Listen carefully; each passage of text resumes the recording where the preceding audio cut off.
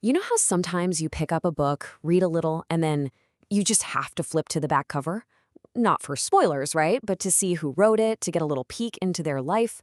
It's funny how we do that, but there's a reason, isn't there? Knowing the person behind the words, well, it changes everything. It adds all these layers of meaning you just wouldn't get otherwise.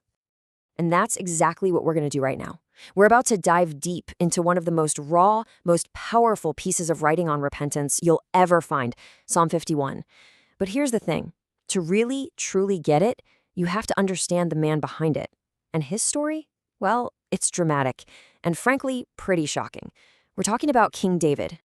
All right, so before we get into the fall, and believe me, it is a huge fall, we have to understand just how high up he was. I mean, to really feel the impact of how far he fell, you got to see the incredible heights he started from. We're not talking about just some guy. This was Israel's golden king.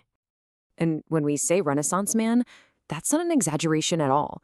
Seriously, this guy was the real deal, a truly multifaceted, once-in-a-generation kind of leader.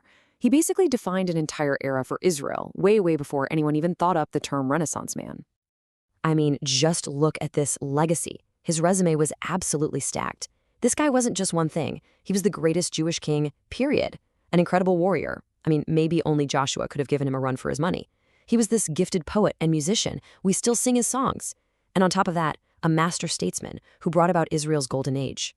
And, oh yeah, as if that wasn't enough, his royal line was the one that would eventually lead to Jesus. But really, all of that? It pales in comparison to this one description.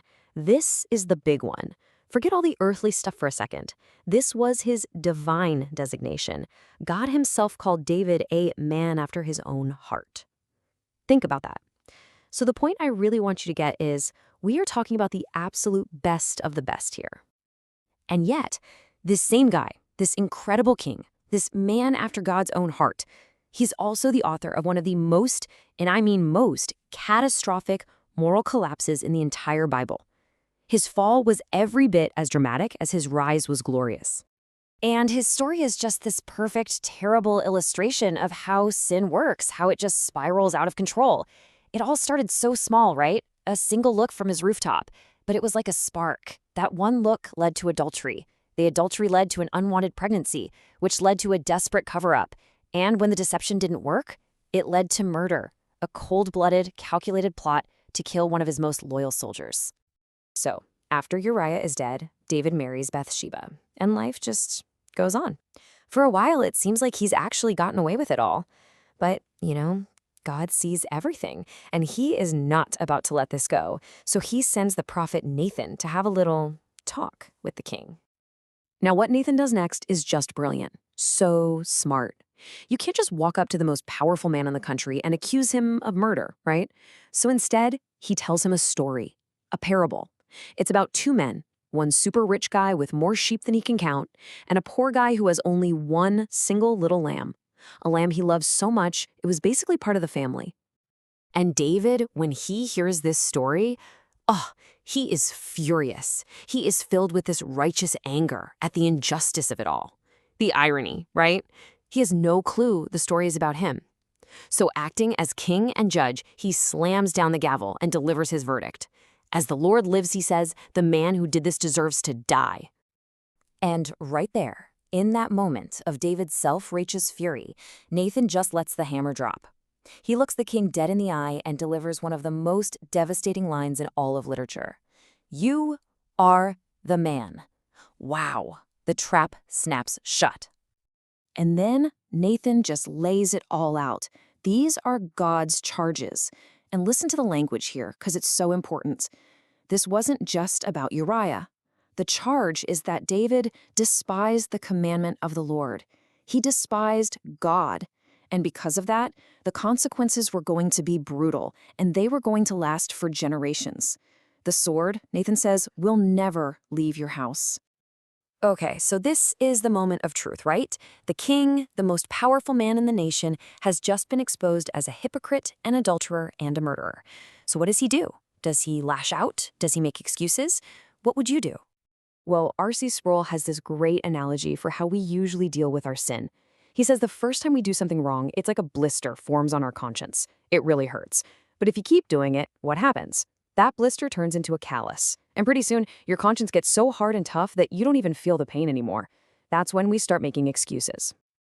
And man, David could have made 1,000 excuses, couldn't he? He's the king.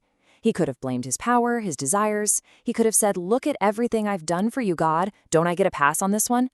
He had every opportunity to play the victim, to rationalize, and to let that callus on his heart get even thicker. But he doesn't do any of that. In that one critical moment, when the light shines on all his darkness, the callus on his heart just shatters. There are no excuses, no justifications, no blaming anyone else. Just a simple, powerful confession. I have sinned against the Lord. And those words change everything. And God's response is this incredible mix of justice and mercy. Let's be clear, David was guilty of 2 crimes that under the law demanded the death penalty. But God spares his life. That's the unbelievable mercy. But there are still consequences. That's the justice. The child born from their affair, God says, will die. And if you want to know what a truly changed heart looks like, this is it. This is the final proof. After the judgment comes to pass and his baby son dies, what does David do? He doesn't get angry. He doesn't become bitter at God. No, he gets up, washes his face, and goes to the house of the Lord to worship. That is what real repentance looks like. Which brings us all the way back to the big, lingering question, doesn't it? How can a man guilty of all this, adultery, murder, deception, still be the one God calls a man after his own heart? It just messes with our easy categories of good people and bad people. It forces us to ask what it really means to have a heart for God. And maybe, just maybe, it's not about being perfect. Maybe it's about what we do when our deepest, darkest flaws are dragged out into the light.